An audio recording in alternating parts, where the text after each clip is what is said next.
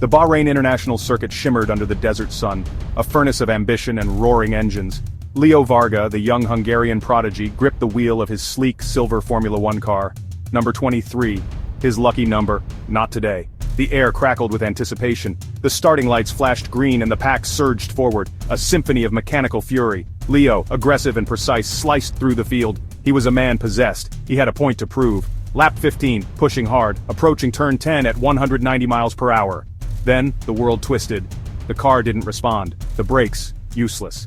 He was a passenger in a missile aimed at the barrier. Brakes gone, Leo screamed into the radio, his voice tight with panic.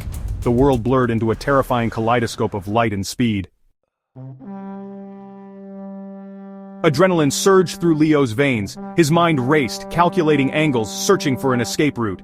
He wrestled with the car, fighting against the inertia that wanted to carry him straight into the wall. He downshifted desperately, the engine screaming in protest. He yanked the handbrake, the car slewing violently. He narrowly missed the wall, sparks showering from the side of the car as it kissed the barrier. The car screeched to a halt in the runoff area. Leo sat there, heart pounding, drenched in sweat. He was alive, but something was wrong. This wasn't bad luck. This was deliberate. A chill ran down his spine. Someone wanted him to crash. He reached into the cockpit and found it. A small folded piece of paper tucked next to his seat. A single word scrawled on it: next. The paddock was a whirlwind of activity. Mechanics swarmed over cars. Drivers debriefed with their engineers. The air thrummed with a nervous energy. The whispers started. Brake failure. Varga, lucky to be alive. Leo sat in the team motorhome, the note clutched in his hand.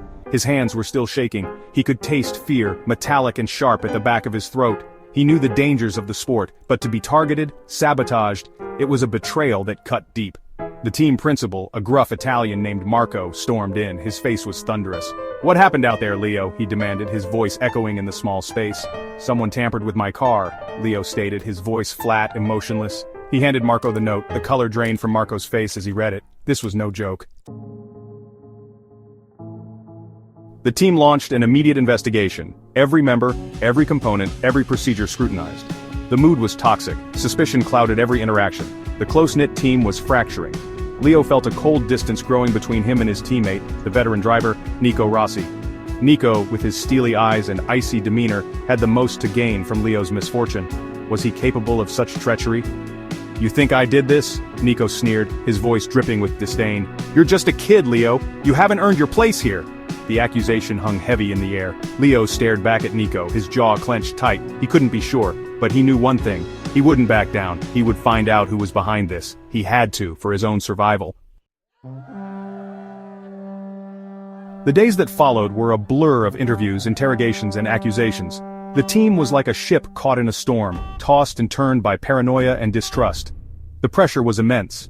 The media, ever hungry for a scandal, descended upon the team like vultures. Speculation was rife. Rumors spread like wildfire. The story became a headline. Sabotage at the Grand Prix. Leo felt isolated, alone in a world that was suddenly hostile. He couldn't trust anyone, not even his own team. He was surrounded by rivals, both on and off the track. One evening, a young mechanic named Enzo approached Leo. His eyes were filled with a mixture of fear and guilt. "I know something," he whispered, his voice trembling. "But I'm scared." Enzo, a quiet and hard-working member of the team, had always been loyal to Leo. Leo could see the fear in his eyes. He knew Enzo wouldn't lie to him. "Tell me what you know, Enzo," Leo urged, his voice soft. Enzo took a deep breath. "It's about your brakes," he confessed. "I saw someone tampering with them before the race. But I was afraid to say anything." His voice cracked with emotion. Leo felt a surge of anger. He had been right. He was being targeted. But who would go to such lengths? And why? He had to find out. His life depended on it. Enzo's confession sparked a chain reaction. The team, re-energized with a tangible lead, reviewed hours of CCTV footage from the garage. Every movement, every glance, every interaction was scrutinized. Leo, lost in thought, paced the confines of his driver's room. It was then that it hit him. A seemingly insignificant moment from 2 days prior. A fleeting encounter, barely a blip on the radar of his memory. He remembered seeing Nico's personal trainer, a hulking brute of a man known only as Boris, lurking near his car. Boris had a quick word with one of the junior mechanics before disappearing into the throng of the bustling garage. At the time, Leo had dismissed it as nothing more than a casual exchange. Now, the memory took on a chilling significance. He needed to talk to the junior mechanic. He held the key to unraveling this mystery. The junior mechanic, a nervous young man named Daniel, cracked under pressure. He admitted to loosening Leo's fuel line cap on Boris's instructions. It was a tiny act, easily overlooked, but with potentially catastrophic consequences. The plan was simple, devious, almost undetectable. A loose fuel cap wouldn't cause a crash outright. But under the extreme G-forces of the race, it would cause a slow, steady leak. The car would eventually run dry, leaving Leo stranded and humiliated on the track.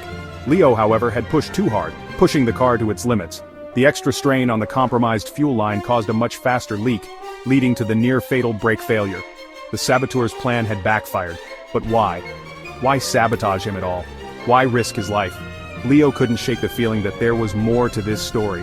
The fuel line was just a piece of the puzzle. He needed to see the bigger picture. The next race was in Monaco, the jewel in the crown of the Formula One calendar. But for Leo, it was a chance for revenge.